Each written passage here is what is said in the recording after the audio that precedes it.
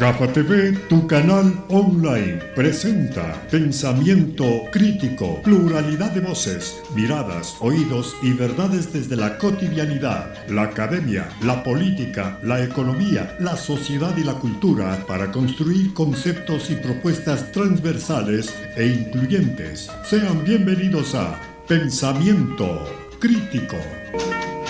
Con el gentil auspicio de Fosfo C. Medwin Sistemas, la solución perfecta. Fantasías Maffer. Clínica Medic Center, lo mejor para su salud. Amigas, amigos, seguidores de Gafa TV Ecuador, tengan ustedes muy buenas noches. Gracias por estar siempre pendientes de Pensamiento Crítico, el programa de entrevistas de Gafa TV Ecuador. Nos pueden ver en Facebook, en Twitter, en Instagram, en YouTube y por supuesto dar un like en nuestra página web www.gafatv.com. Esta noche nos acompaña Vilma Andrade. Ella es candidata asambleísta nacional por la Izquierda Democrática. Es una conocida política a nivel nacional. Para tratar el tema tenemos a nuestro compañero Fernando García, como todos los días. Fernando, bienvenido, muy buenas noches.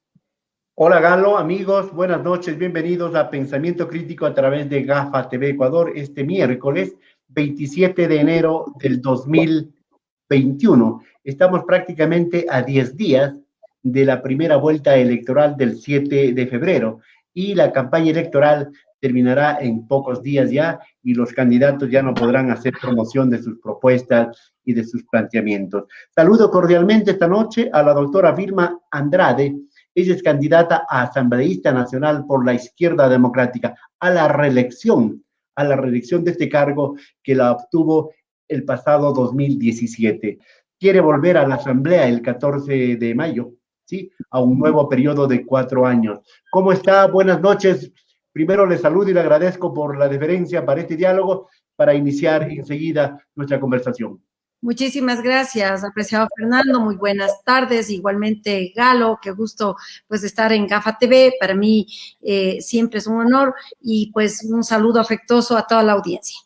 Muchas gracias, de igual manera. Para comenzar, no podemos dejar de conversar y de preguntar qué piensa la asambleísta actual con licencia, ¿verdad? Y candidata a la Asamblea Nacional por la Izquierda Democrática respecto a este escándalo de las vacunas, respecto a la situación del ministro de Salud, el respaldo unánime del presidente y del gabinete, que no es novedad. Por supuesto, el presidente siempre respalda a sus queridos amigos y compadres.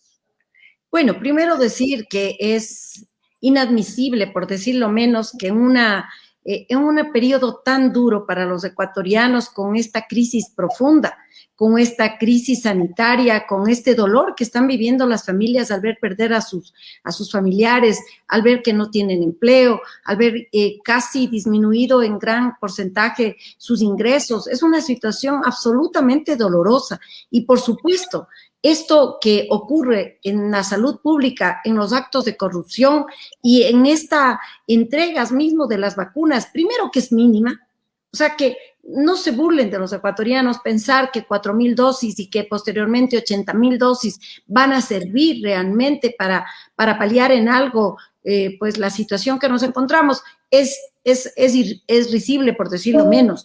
Esta situación que está viviendo el Ecuador nos tiene que llevar a reflexionar en un nuevo sistema, no solo de salud, sino en general de las prioridades que debe haber en un Estado. Fíjense ahora mismo, en la propia, porque esto va desde lo grande, desde poner las prioridades para la salud hasta ir en lo pequeño, digamos, en lo pequeño por la situación de la entrega o dotación de vacunas de 4,000 apenas dosis y que de esas se abuse y se aproveche para iniciar con los familiares, con los cercanos, para que se hayan vacunado personas que no están en primera línea. Eso es inaceptable. Eso está bien, que se formule todas las actuaciones tienen que irse hasta, si fuera el caso, como ya se está planteando en la Asamblea y he escuchado las noticias, de ir a una pues juicio político y censura, aunque haya una renuncia, queda al menos un hecho para que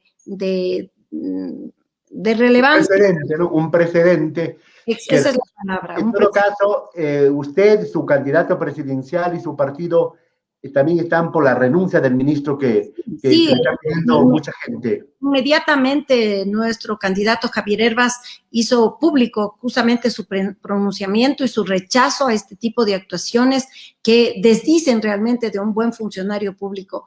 No puede, había que transparentar esta actuación, había que decirlo yo no sé cuál es la condición de salud de la madre del ministro. Si él quería hacer uso de eso, tenía que transparentar y decirlo, no, aquí nos vamos por la tangente, ponemos a nuestros familiares, y tengo varios familiares, ha dicho el ministro, en un ancianato. Entonces, eso no puede darse, esas acciones, y esto es recurrente, porque venimos con todo un proceso de sobreprecios en las fundas de cadáveres, sobreprecios en la compra de insumos, en actos de corrupción totalmente deleznables en todas las actuaciones en el ámbito de la salud. Esto es una gota que derrama un vaso, definitivamente, y mucho más de que no haya una consecuencia y sensibilidad desde el Ejecutivo, desde el presidente de la República, para inmediatamente cesarle en sus funciones o destituirle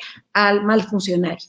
En todo caso, esto diría es una gota que derrama el vaso, porque el ministro ha venido haciendo méritos para que le voten, para que le destituyan, sí, por tantas imprecisiones, tanta desinformación, tanta soberbia incluso. Yo creo que esta es una gota que derrama ya el vaso por parte del ministro. Y lo decimos con conocimiento de causa, por supuesto. Pero el presidente está en Estados Unidos, pues ahí con los multilaterales, no sé si está vendiéndole al país de asambleísta, no sé qué estará haciendo. Ahora mismo está haciendo, buscando bonos para ser parte de la campaña electoral. ¿Qué piensa de eso?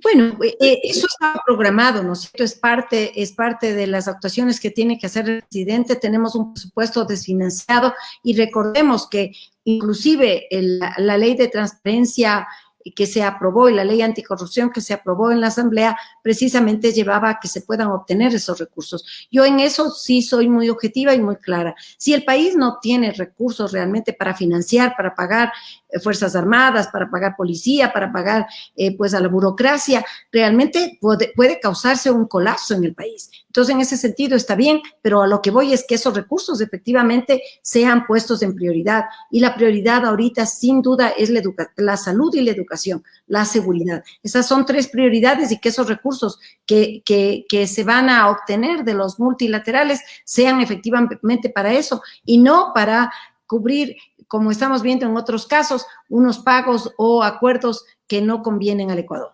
Y la corrupción, por si acaso, ahí cuando hay plata se aprovechan de la corrupción. Si en pandemia hubo corrupción con las fundas, con las vacunas ahora, y con otra plata también podría haber corrupción. Y el presidente y los empresarios no hicieron nada en la ley humanitaria para sacar plata para apoyar a los pobres que dijeron.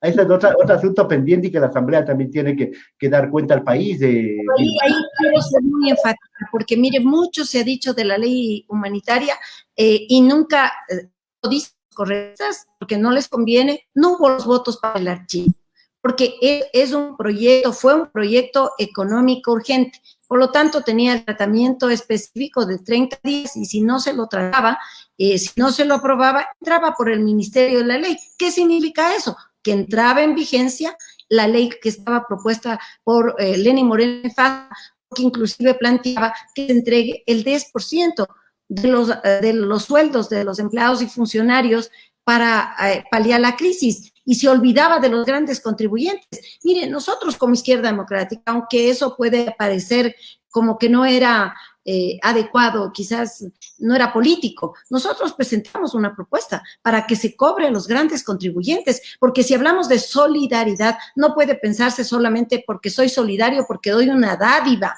No hay esas dádivas que sirvan. Nosotros planteamos realmente una escala muy grande y especial de dónde podría tenerse recursos para los ecuatorianos. Sin embargo, no hubo los votos, le digo, no hubo los votos para el archivo.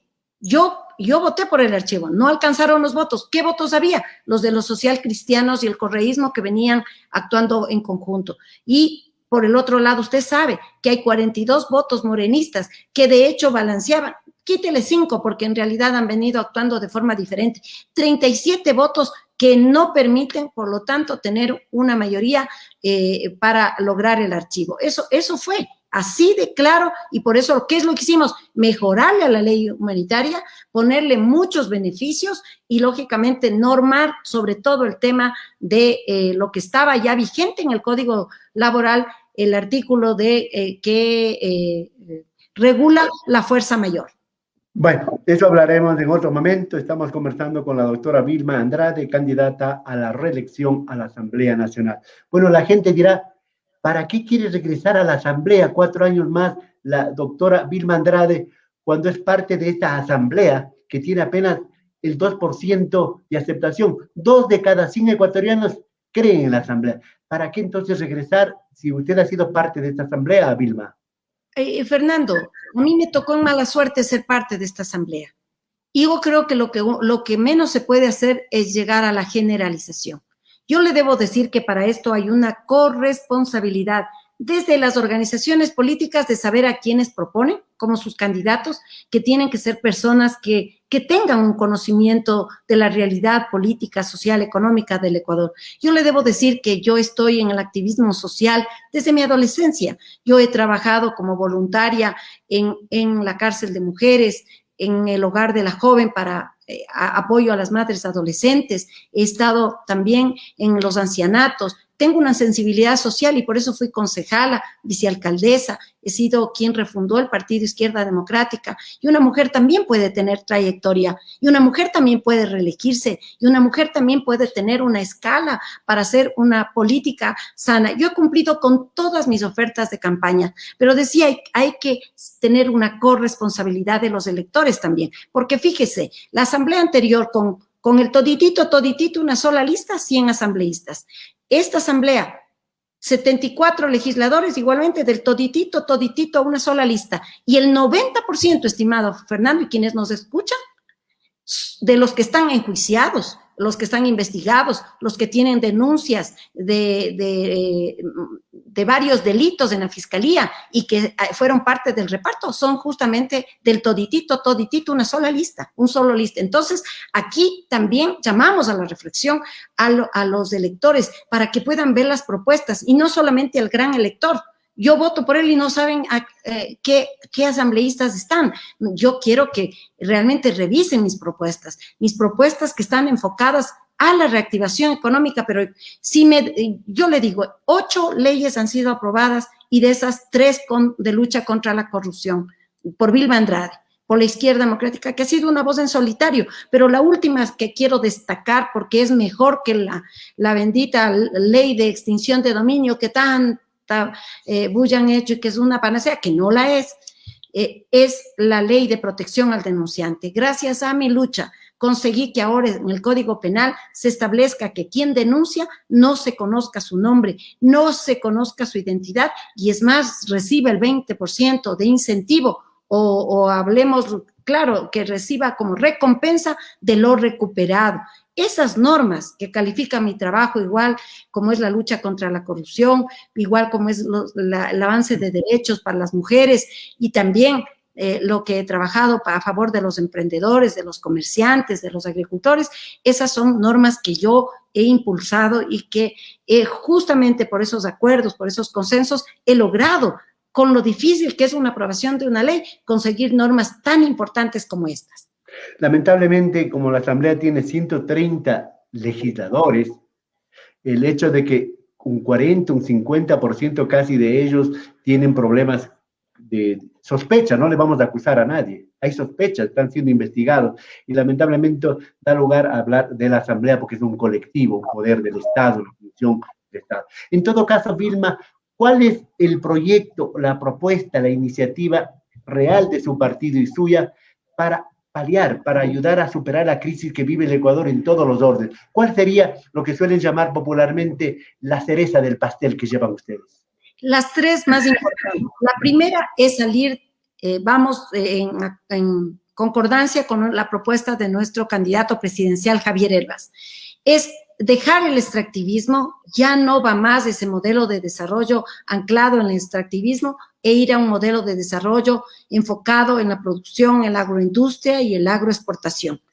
Para eso, ¿qué es lo que vamos a hacer? A presentar un código de desarrollo agrario que contemple zonificación real del suelo. Solo el 30% del suelo cultivable está siendo utilizado.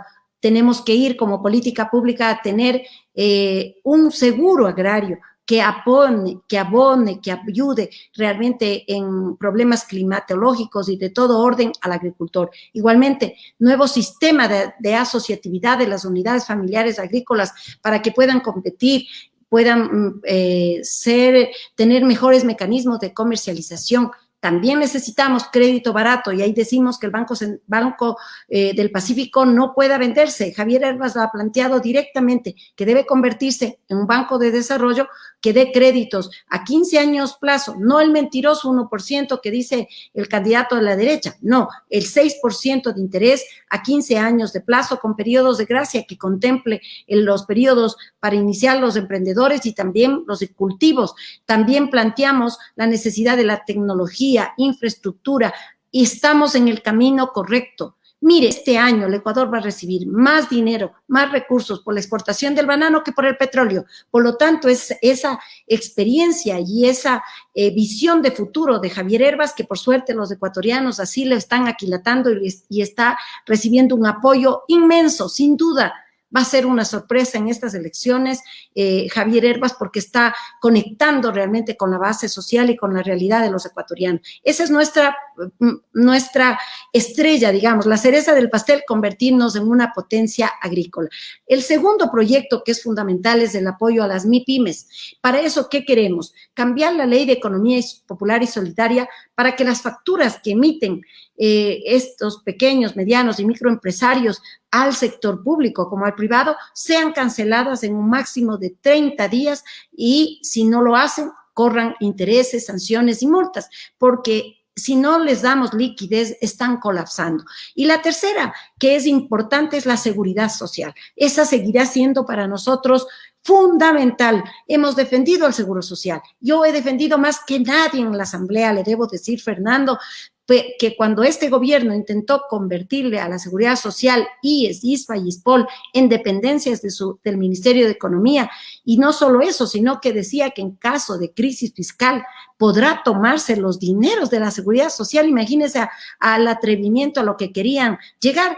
Fue mi voz, fue esa alerta que puse yo en la Asamblea e impedí que efectivamente eso ocurra. Pero aquí vamos a un modelo distinto en la seguridad social que tiene que ser técnico, que tiene que ser absolutamente manejado con eficiencia. Para eso la tecnología es la clave. Y por tanto también no pueden estar al frente del Consejo Superior del IES el delegado del Ejecutivo. Ahí es meterle la mano más de lo que ya han hecho. Ahí tienen que estar dirigiéndola los jubilados, los afiliados, ellos que son realmente y que son los propietarios, los dueños de esta entidad autónoma. Vamos a plantear ahí que haya, además de auditoría internacional para saber cuál es la deuda, cuáles son las inversiones y desinversiones del IES, necesitamos también que se hagan estudios actuariales eficientes para saber cuál es la edad clara de la jubilación. Para eso tenemos un plan y un programa completo de gobierno que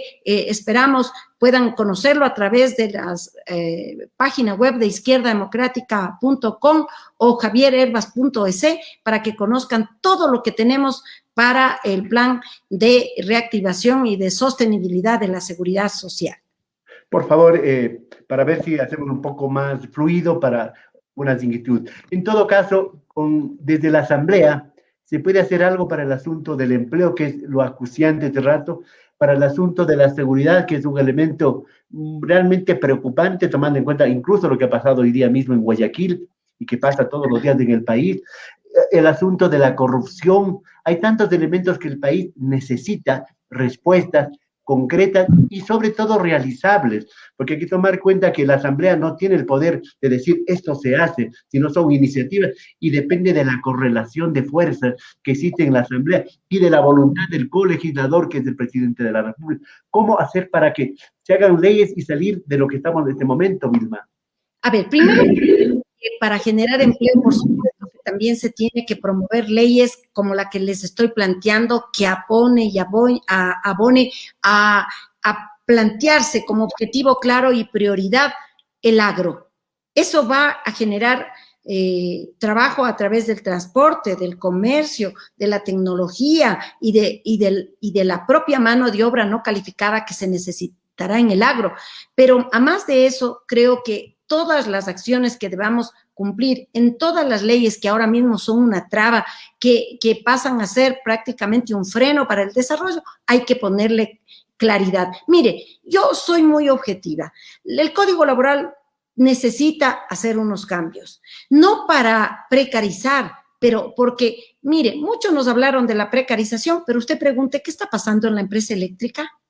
La empresa eléctrica está subcontratando para quienes, todos los trabajadores y empleados que hacen las lecturas, las mediciones, los que hacen los soterramientos, los que hacen tipo de conexiones. Nos dijeron que no a la tercerización y los tienen tercerizados. Y vaya a ver cómo les explotan. Entonces, esto hay que transparentar. Y más allá de esto, mi planteamiento es que tanto en el sector turístico cuanto en el sector agrícola tiene que haber pues un mecanismo de contratación estacional, por periodos. No es igual, y usted sabe, la periodo de cosecha o el periodo de sembrío que el periodo de alza o de periodo de alta ocupación en el sector turístico. No puede el sector turístico tener contratado a 100 personas cuando el hotel está vacío, pero sí cuando tiene fines de semana, cuando tiene pues eventos, cuando es época alta. Entonces, candidata, pero tampoco podemos pensar hacer un código como si fuera un sastre a la medida del Fondo Monetario. De ninguna manera. Y a medida de los empresarios. De ninguna manera. Desde que yo tengo uso de razón, Vilma, siempre se ha hablado de la flexibilidad laboral. Siempre se ha hablado. Y ahora en la ley humanitaria, como que sin hacer mucho esfuerzo, ¿lo consiguieron alguna cosa? No, porque ahí más bien es al contrario, Fernando. Fíjese, en el Código Laboral está desde el año 2005 vigente la figura de fuerza mayor. Y de eso se valieron los empresarios, los mal empresarios, para botar a la calle a sus trabajadores. Y por eso más bien le pusimos un freno. Y ahora mismo por eso pueden ir y reclamar y hacer los juicios. Aquí hay que dejarlo claro. Aquí lo que ha destruido el empleo también es la pandemia. No es la ley humanitaria, es la pandemia que ha destrozado los negocios. O no hemos visto cómo prácticamente el mundo se ha paralizado. Yo quiero ir más allá, Fernando, porque nos vamos a seguir empantanando si no es hablar al futuro. ¿Qué necesitamos hacer? Y usted lo ha dicho claramente, para el empleo, y le estoy comentando todo lo que se puede hacer. Y para el tema de la corrupción, mire, no hay regla, no hay norma que pueda ser suficiente en la lucha contra la corrupción. Podemos poner cadena perpetua, podríamos poner que no se puede porque nuestra Constitución es garantista y no se puede poner la pena de muerte, pero yo me estoy poniendo hasta un caso extremo. Yo creo que hay que ir al tema de transparencia en todas las actuaciones. El tener un gobierno abierto, un parlamento abierto, permite hacer el control concurrente, el control en todas las etapas. Yo he planteado y al Contralor General del Estado que se haga una auditoría, por ejemplo, de los registros de proveedores, porque ahí también está la corrupción. Si comenzamos a ver, no hay entidad, desgraciadamente, que se libre de la corrupción, pero para eso hay mecanismos ahora importantísimos que tienen que darnos la transparencia. Nosotros estamos planteando que la Comisión Cívica Anticorrupción, que ha venido funcionando de manera voluntaria, son ahí personas de idoneidad probada, personas que se han juntado para recibir denuncias, le demos institucionalidad, porque siempre va a haber personas que vayan y denuncien a esos espacios y no quieren por temor. Candidata, en todo caso, yo creo que habrá que comenzar limpiando, barriendo, fumigando la Asamblea Nacional, pues con todo lo que ha pasado, ¿verdad? Eso reclama el país. Primero, ya pusimos, por eso fue propuesta de Izquierda Democrática, el incluir el Código de Ética dentro de la Ley Orgánica de la Función Legislativa. Ahí establecimos plazos y periodos y totalmente definidos para lo que es el control político. Y entonces, porque, mire, usted me dijo algo cuando yo le señalaba que los 60 asambleístas de la anterior y la actual asamblea son de Alianza País. de lo que podríamos decir ahora morenistas y correístas, todos son están en esa, y usted me decía, están investigados, hay, ¿no es cierto?, hay un derecho de presunción de inocencia. Eso que es un derecho constitucional hace que en la asamblea no se haya podido destituir a más de 4 asambleístas, porque así resulta. El asunto de la inmunidad también, ¿verdad? Y es esto más, la presunción de inocencia, hasta que no haya sentencia ejecutoriada, es decir, que existan las 3 instancias en nuestra jurisdicción, en un sistema jurisdiccional, no puede haber, usted sigue siendo inocente. Entonces, por esos temas es que no hay una depuración. Pero yo creo, y le digo, tenemos que pensar, ver de qué manera, al menos hasta que se defiendan, que salgan y no pueden ser asambleístas. Tienen todo el derecho de la presunción de inocencia, que dejen la asamblea y vea la lista. Y mire ahora las listas, están hasta candidatos con grilletes, candidatos que están con glosas enormes en la Contraloría, candidatos que están con enormes denuncias en la Fiscalía. Entonces también lo hacen para justamente lo que usted... Qué miedo, porque ellos pueden ser sus compañeros en la asamblea, pues Vilma. Exactamente. Si la gente vuelve a votar por el toditito, eso va a pasar, por eso hacemos un llamado, un clamor, para que revisen las propuestas, para que revisen realmente qué es lo que uno está planteando y que de acuerdo a eso, pues puedan darse las votaciones y no solamente el gran elector, sino realmente que seamos consecuentes, ver qué han cumplido, cómo hemos cumplido con nuestra responsabilidad y no defraudar la confianza. Se valore un poco individualmente, llamaría, ¿verdad? Que se valore un poco individualmente el desempeño de cada ciudadano, en el caso de cada asambleísta que busque la reelección. Vamos avanzando porque el tiempo se nos viene encima. ¿Qué otras propuestas hay, Vilma, para hacer atractivo la candidatura del señor Herbal y la suya a la Asamblea Nacional? Bueno, nosotros hemos, en todo el ámbito económico, nosotros vemos que es interesante e importante ir a hacer varias reformas. Por ejemplo, la CNT y las empresas públicas que son rentables no pueden ser vendidas. Es indispensable entonces poner también un coto en la ley de empresas público-privadas para evitar que las empresas estratégicas y las empresas rentables no puedan ser vendidas. Adicionalmente, voy a presentar, y esto no requiere del Ejecutivo ningún compromiso, lo haré directamente, una reforma a la ley de telecomunicaciones para obligar a que las empresas operadoras de celulares abran sus plataformas educativas de manera gratuita y así los estudiantes puedan acceder en forma directa. Esto lo podemos hacer. Mire, y si usted ve mis propuestas con el tiempo, lo hicimos antes, inclusive cuando estaba todavía en la Asamblea. Es decir, fuimos los primeros en plantear este tema porque estábamos analizando los contratos de responsabilidad social y todas las cómo están los contratos de las operadoras de celulares para que de manera seria presentar esta propuesta, que lo haremos inmediatamente que llegamos a la Asamblea. Tenemos que ir también a restituir las cátedras de moral y cívica y para eso hay que ir a una reforma del sistema de la ley intercultural. Y, lógicamente, hay que desechar ese examen de ingreso. El examen de ingreso, una sola prueba, no puede calificar pues la tarea estudiantil de 12 años. Eso es imposible y tenemos que restituir los cursos de nivelación dados desde el propio Estado.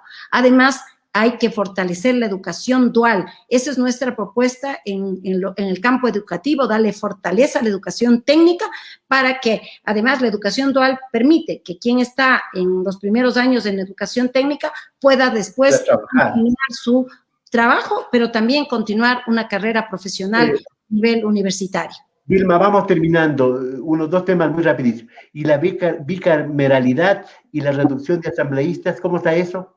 Totalmente de acuerdo. Yo le debo decir, yo estoy absolutamente de acuerdo en la bicameralidad y en la reducción de asambleístas, porque vamos a seguir creciendo exponencialmente. La Constitución del 2008 establece que por cada 250,000 habitantes se irán aumentando un asambleísta más. ¿A dónde vamos a llegar en este país si seguimos creciendo? Y además porque estamos dando cuenta que hay muchos que solamente calientan el asiento y no trabajan y no presentan leyes. Yo he presentado 8 leyes, pero le voy a decir, no hay una sola ley que se haya tratado en la Asamblea que no tenga las observaciones de Izquierda Democrática.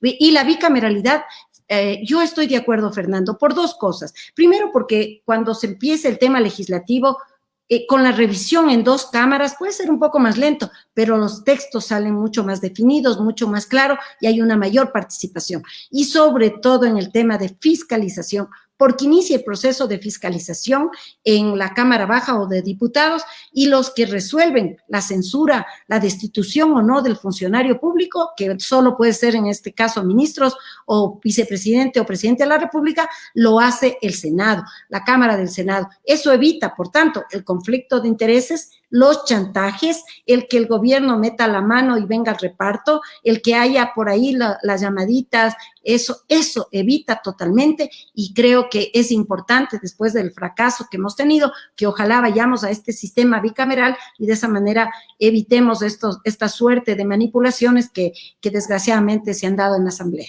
Más cortito una respuesta y sobre la despenalización del aborto, sobre todo por asuntos de violación.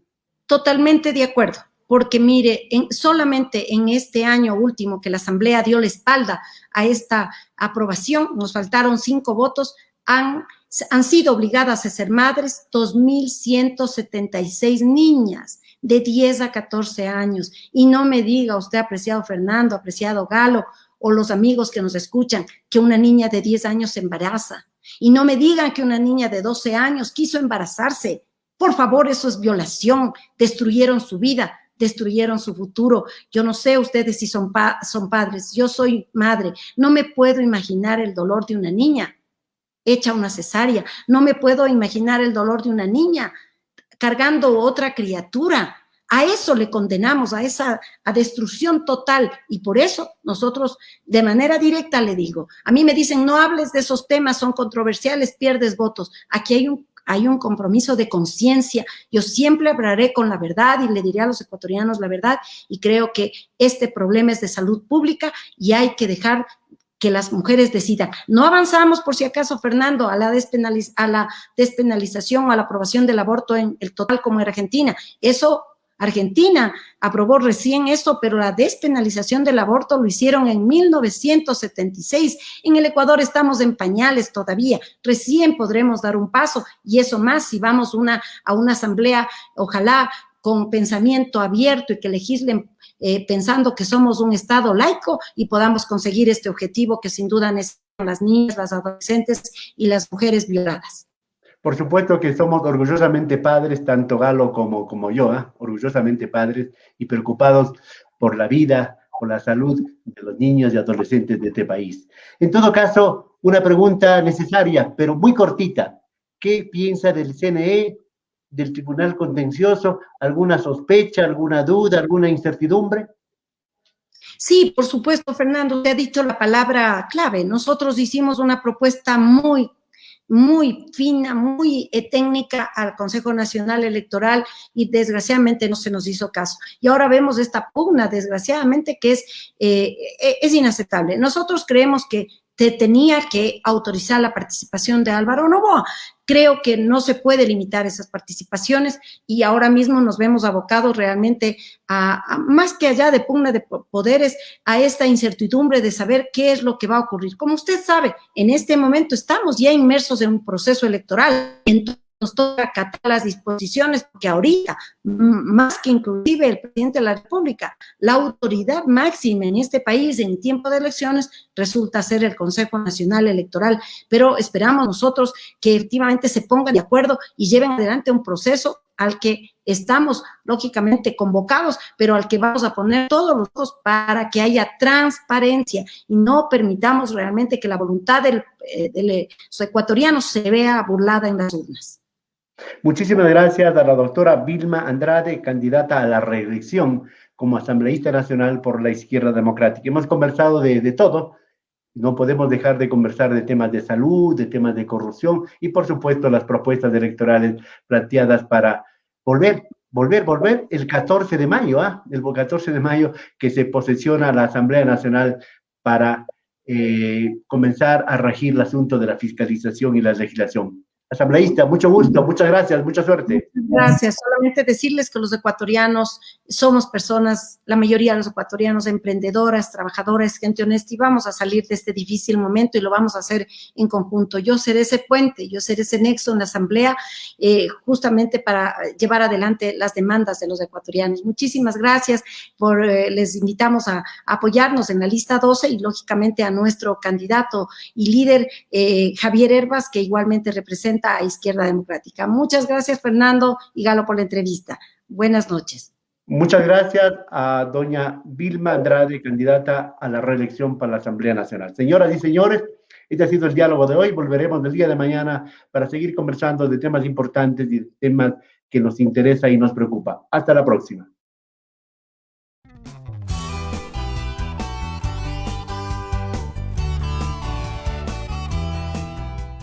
Somos Gafa TV Online, desde Quito, Ecuador, para todo el mundo.